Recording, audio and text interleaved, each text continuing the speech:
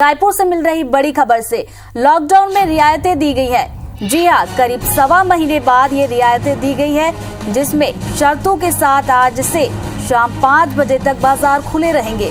तो आपको बता दें कि ऑड इवन के आधार पर दुकानें खोलने की तैयारी चल रही है और एक एक दिन के गैप से ये दुकानें खुलेंगी। तो आपको बता दें कि एक दिन सड़क के एक ओर की दुकानें खुलेंगी तो दूसरे दिन सड़क के दूसरे ओर की दुकानें खोली जाएंगी। तो आपको बता दें कि इन बाजारों को खोलने पर सहमति बनी है। तो जो बाजार खुलने वाले हैं वो आपको बता दें, गोल बाजार, मालवीय रोड, रवि भवन, सदर बाजार, पंडरी कपड़ा मार्केट, एमजी रोड के बाजार खुलेंगे।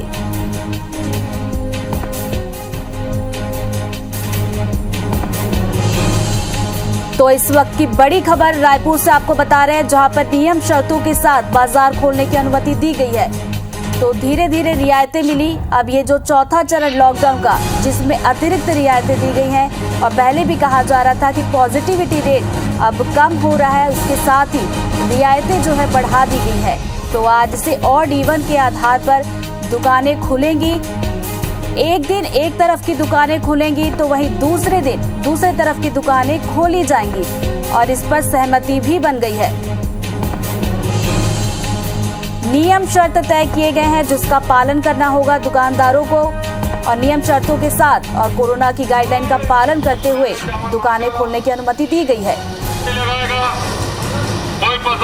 तो आपको बता दें कि लगभग सवा महीने हो गए हैं जिसके बाद ये अतिरिक्त छूट मिली है।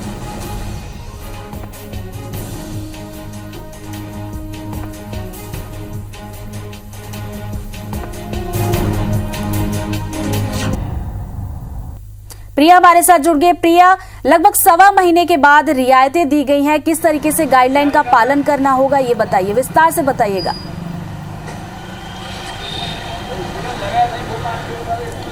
बिल्कुल, व्यापारी लंबे समय से इंतज़ार कर रहे थे कि आखिर दुकानें कब खोलें, क्योंकि लगभग सवा महीने से अधिक का समय हो चुका था। लॉकडाउन की स्थिति थी, लगातार व्यापारी अलग अलग माध्यमों से मांग कर रहे थे और आज अब दुकानें खुल गई हैं।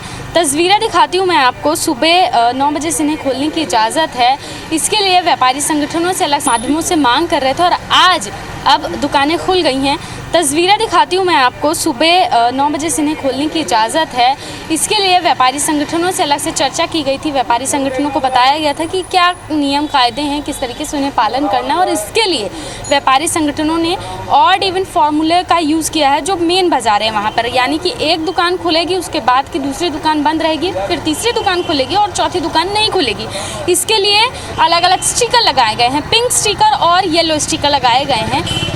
पिंक जो स्टिकर रहेगा वो आज खुलेगी, येलो स्टिकर कल खुलेगी। इसके बाद तीसरे दिन फिर पिंक स्टिकर के जो दुकानें हैं वो खोली जाएंगी और उसके बाद फिर येलो स्टिकर खोले जाएंगी। तो ये पूरा फॉर्मूला है, वो उसका इस्तेमाल करते हुए बाज़ारों को खोला गया है। व्यापारी जो है वो खुद, क्योंकि संक्रमण का समय है और बाज़ार दोबारा बंद ना हो जाए, इसके लिए अलर्ट मोड पर है और सुबह से ही नगर निगम की उड़न दस्ता जो टीम है वो भी यहाँ पर आ रही है। लोगों को क्या सावधानियाँ रखनी है, कैसे नियमों का पालन करना है वो कर रही है। व्यापारी हमारे कुछ साथ हैं, उनसे भी बात करते हैं। क्या नियमों के लिए आप लोगों को कहा गया है और उसका किस तरीके से पालन कर रहे हैं आप लोग? देखो, यहाँ पे तो जो कलेक्टर महोदय ने जो बोला उसका अक्षरता पालन किया जा रहा है।